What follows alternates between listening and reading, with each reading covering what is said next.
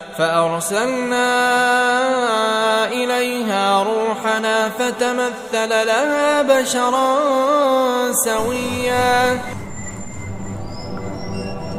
وہی عظیم الشان اللہ ہے، اس کے سوا کوئی عبادت کے لائق نہیں ہے، وہ ظاہر اور باطن سب کو جاننے والا ہے، نہایت مہربان انتہائی رحم والا وہی بادشاہ ہے، تمام بادشاہوں کا بادشاہ، وہ پاک ہے، تقدس والا ہے، سلامتی دینے والا، پناہ دینے والا، وہ رحمت برسانے والا، وہ سب سے اعلیٰ، وہ پاک ہے، وہی سب سے بلند اور ان سب سے بڑھ کر ہے جنہیں لوگ شریک کرتے ہیں،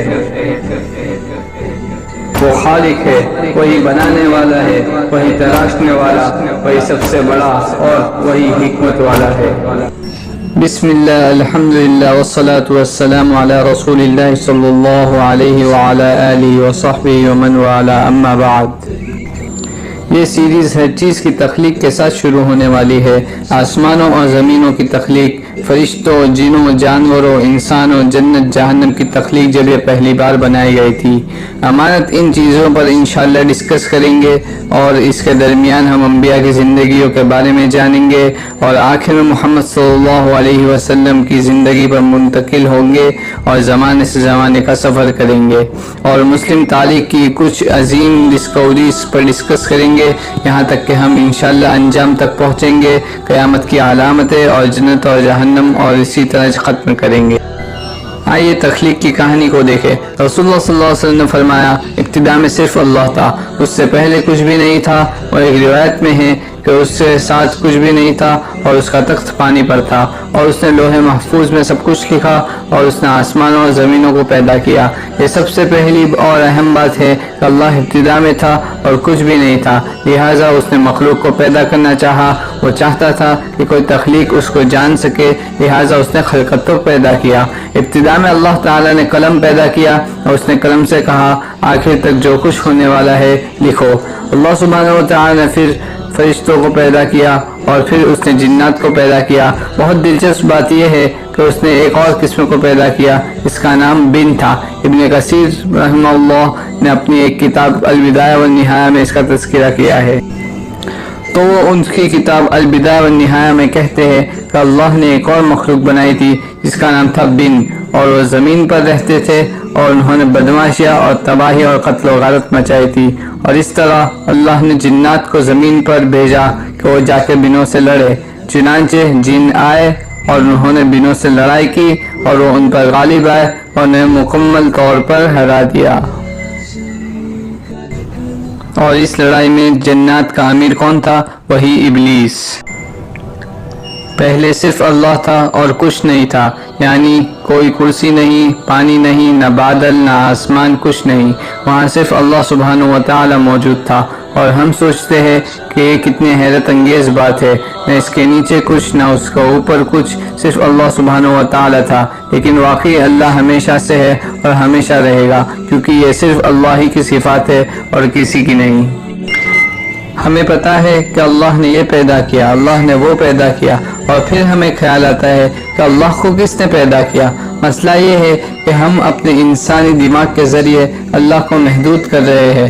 اللہ وقت کے تابع نہیں ہے، اللہ نے وقت کو پیدا کیا ہے۔ اللہ کی تخلیق کو مکمل طور پر غور و فکر کرنا اور اس بلند مقام کو محسوس کرنا کہ یہ کس نے پیدا کیا، آپ کہتے ہیں کہ اللہ سبحانہ و تعالی نے۔ آپ اللہ کی مخلوق کی تعریف کرتے ہیں، لیکن پھر شیطان آپ کے پاس آتا ہے اور آپ کے پاس آ کے کہتا ہے کہ اللہ کو کس نے پیدا کیا۔ نبی کریم صلی اللہ علیہ وسلم کا کہنا ہے کہ جب آپ یہ سوچنا شروع کر دیں تو آمنت باللہ پڑھا کرے، یعنی میں اللہ پر یقین رکھتا ہوں۔ وہ اللہ جو حرمات کو سرفراز کرتا ہے، خدا کی تقدس کی چیزیں اور اللہ کی مخلوق سے بڑھ کر پرفیکٹ کون ہے؟ ان چیزوں کو جو اللہ نے اپنی بس ایک تجلی سے پیدا کر دی، اور پھر ہمیں اس پر غور و فکر کرنے کے لیے کہا۔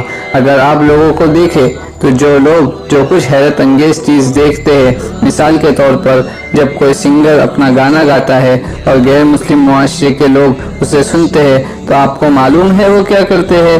وہ لوگ کھڑے ہو جاتے ہیں اور اس کے اعجاز میں تالیاں بجانے لگتے ہیں۔ یہ اس لیے کہ وہ کچھ ایسی چیز دیکھتے ہیں جو غیر معمولی معلوم ہوتی ہے۔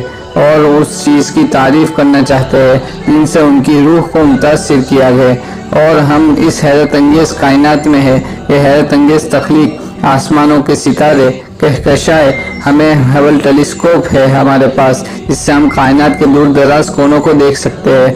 ہم پھولوں کو دیکھتے ہیں جو ہماری آنکھوں کے سامنے کھلتے ہیں۔ ہمارے پاس جانور ہے جو انتہائی غیر معمولی کام کر سکتے ہیں۔ ہاتھی ہے جو اپنی کمر پر غیر معمولی وزن اور اپنے سے کئی گنا زیادہ وزن اٹھا سکتے ہیں۔ اس سے بھی زیادہ غیر معمولی چیونٹیاں ہے جو اپنے وزن سے کئی زیادہ وزن اٹھا سکتی ہے۔ یہ سب چیزیں ہمارے سامنے ہو رہی ہے۔ ابھی ہمارے پاس اس کمرے میں لیڈیز ہے جن کے رحم میں بچہ پیدا ہوتا ہے۔ یہ سب چیزیں جو ہر جگہ ہو رہی ہے، اور پھر بھی ہمیں احساس نہیں ہوتا کہ ہم اللہ کو اعزاز کرے اور اس کی بڑائی بیان کرے اور اسے تعریف کرے۔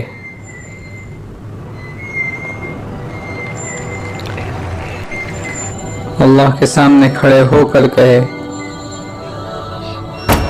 اللہ اکبر، اللہ اکبر، اللہ اکبر۔ واقعی ہمارا رب کے لیے کھڑے ہونے جیسا ہے۔ ما غرک بربک الکریم، تمہیں کس نے دھوکہ دے دیا، تمہیں کس نے دور کر دیا، تمہیں ہمارے رب کی تعریف سے کون دور لے گیا ہے؟ اے اللہ، سب سے پہلا تو ہے اور تجھ سے پہلے کچھ نہیں، اور آپ آخری ہے لہٰذا آپ کے بعد کچھ نہیں۔ آپ ظاہر ہے لہٰذا آپ سے ظاہر کچھ نہیں، اور آپ سب سے باطن ہے لہٰذا آپ سے چھپا ہوا کچھ نہیں۔ صلی اللہ علیہ نبی الکریم برحمتک یا ارحم الراحمین۔